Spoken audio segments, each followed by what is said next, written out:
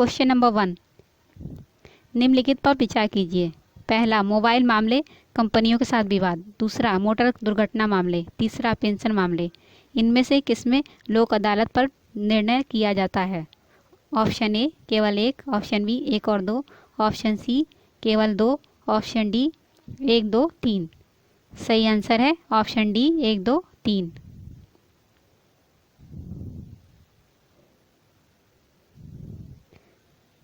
पहला है मोबाइल मामले कंपनियों के साथ विवाद, दूसरा मोटर दुर्घटना मामले, तीसरा पेंशन मामले। क्वेश्चन नंबर 2, निम्नलिखित कथनों पर विचार कीजिए। पहला, भारत के संविधान के भाग 9 में पंचायतों से संबंधित उपबंध हैं और उसे संविधान 73वां संशोधन अधिनियम 1992 द्वारा अंतः स्थापित किया गया। दूसरा, भारत के संविधान के भाग 9 का में नगरपालिकाओं से संबद्ध उपबंध हैं तथा अनुच्छेद 243 था के अनुसार प्रत्येक राज्य के लिए 2 प्रकार की नगरपालिकाएं हो सकती हैं, नगरपालिका परिषद और नगर निगम। उपरोक्त कथनों में से कौन सा सही है? ऑप्शन ए केवल एक, ऑप्शन बी केवल दो, ऑप्शन सी दोनों एक और दो, ऑप्शन डी ना ही एक और ना ही दो। सही आंसर है ऑप्शन ए केवल एक। केवल एक में है भारत के संविधान के भाग 9 में पंचायतों से संबंधित उपबंध है और उसे संविधान 73वां संशोधन अधिनियम 1992 द्वारा अंतः स्थापित किया गया। क्वेश्चन नंबर 3, निम्नलिखित कथनों पर विचार कीजिए। पहला, नागालैंड, असम, मणिपुर, आंध्र प्रदेश, सिक्किम, मिजोरम, अरुणाचल प्रदेश तथा गोवा की प्रादेशिक मांगों को देखते हुए भारत के संविधान में अनुच्छेद 371 का से लेकर 371 झा अंतर्विष्ट किए गए। दूसरा है, भारत तथा संयुक्त राज्य अमेरिका के संविधानों में 2 राजतंत्र संघ और राज्य हैं किंतु नगरपालिका इकहरी है। तीसरा, कोई व्यक्ति जो देशीकरण द्वारा भारत का नागरिक है कभी भी अपनी नागरिकता से वंचित नहीं किया जा सकता। ऑप्शन ए एक और दो, एक दो तीन, ऑप्शन बी एक और तीन, ऑप्शन सी केवल तीन, ऑप्शन डी केवल एक। सही आंसर है केवल एक, ऑप्शन ए। ऑप्शन डी केवल एक। नागालैंड, असम, मणिपुर, आंध्र प्रदेश, सिक्किम, मिजोरम, अरुणाचल प्रदेश तथा गोवा की प्रादेशिक मांगों को देखते हुए भारत के संविधान में अनुच्छेद 371 का से 371 झा अंतर्विष्ट किए गए। क्वेश्चन नंबर 4, निम्नलिखित कथनों पर विचार कीजिए। पहला, अनुच्छेद 301 संपत्ति के अधिकार से संबद्ध है। दूसरा, संपत्ति का अधिकार एक विधिक अधिकार है किंतु यह मूल अधिकार नहीं है। तीसरा, भारत के संविधान में अनुच्छेद 300 का उस समय केंद्र में कांग्रेस सरकार द्वारा 44वें संशोधन से अंतः स्थापित किया गया। ऑप्शन ए केवल दो, ऑप्शन बी के 2 और 3, ऑप्शन सी 2 और 1 और 3, ऑप्शन डी 1 2 और 3। सही आंसर है ऑप्शन ए केवल 2। संपत्ति का अधिकार एक विधिक अधिकार है किंतु यह मूल अधिकार नहीं है। क्वेश्चन नंबर 5, संविधान 98वां संशोधन अधिनियम किससे संबद्ध है? ऑप्शन ए सेवा कर के विनियोजन तथा उगाही के लिए केंद्र को अधिकार देना, ऑप्शन बी राष्ट्रीय न्यायिक आयोग का गठन,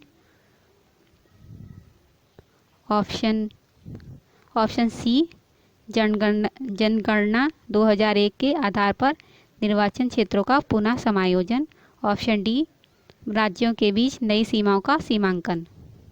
सही आंसर है ऑप्शन बी राष्ट्रीय न्यायिक आयोग का गठन।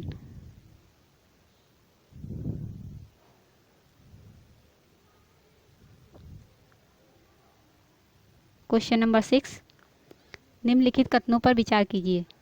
पहला, भारत के संविधान में 20 भाग हैं। दूसरा, भारत के संविधान में कुल 390 अनुच्छेद हैं। तीसरा, भारत के संविधान में 9वीं, 10वीं, 11वीं और 12वीं अनुसूचियों को संविधान संशोधन अधिनियम द्वारा जोड़ा गया। उपरोक्त कथनों में से कौन से सही हैं? ऑप्शन ए 1 और 2, ऑप्शन बी केवल 2, ऑप्शन सी केवल 3, ऑप्शन डी 1 2 और 3।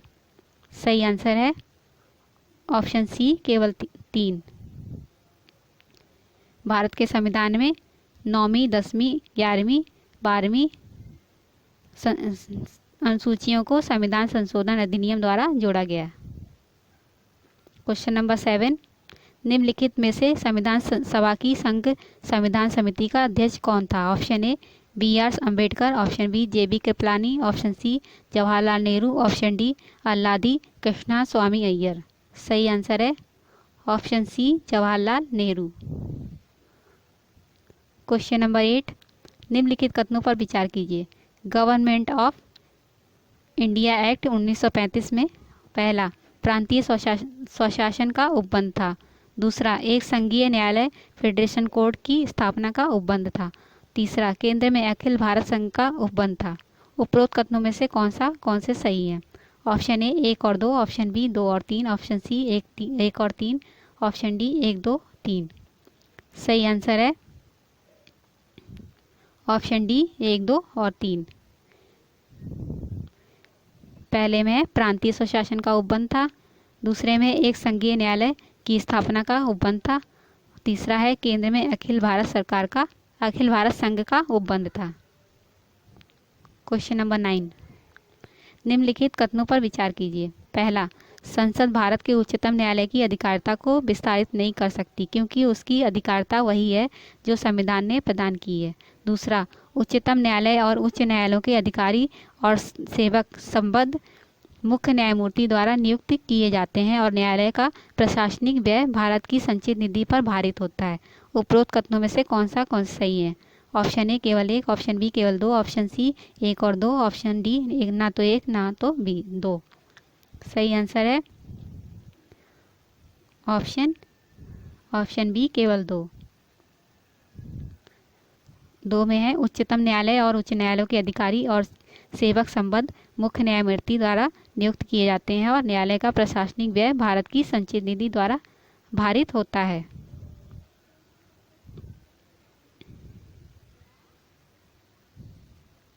क्वेश्चन नंबर 10, निम्नलिखित कथनों पर विचार कीजिए। पहला भारत में 25 उच्च न्यायालय हैं। दूसरा पंजाब, हरियाणा और केंद्र शासित प्रदेश चंडीगढ़ का एक ही सामूहिक उच्च न्यायालय है। तीसरा राष्ट्रीय राजधानी क्षेत्र दिल्ली का स्वयं का उच्च न्यायालय है। सही आंसर है 1, 2, 3, ऑप्शन सी।